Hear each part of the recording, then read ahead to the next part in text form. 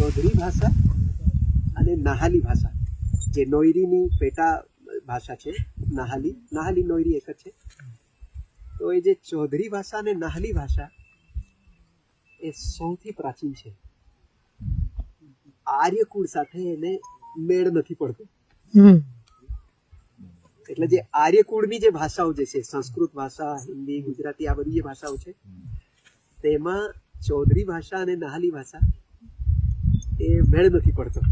એનું જે સ્ટ્રક્ચર ખરું ને, ભાષા બને જેમ એક ઘર બનાવીએ આપણે, વાડી દાંડી લાકડા લગાવીને એક ઘર બનાવીએ, તેમ ભાષા એક સ્ટ્રક્ચરથી બને. તો એ જે સ્ટ્રક્ચર છે ને, એ આર્યકુળમાં બેસતી નથી. એટલે પ્રાચીન ભાષામાં તમારી ચૌધરી ભાષાનો પણ સમાવેશ થાય છે. બહુ મોટી વાત છે, બહુ મોટી વાત છે. આ એક અમેરિકાના છે પ્રોફેસર, એને અભ્યાસ કરે છે અને એનો નિચોડ તમને કહું છું.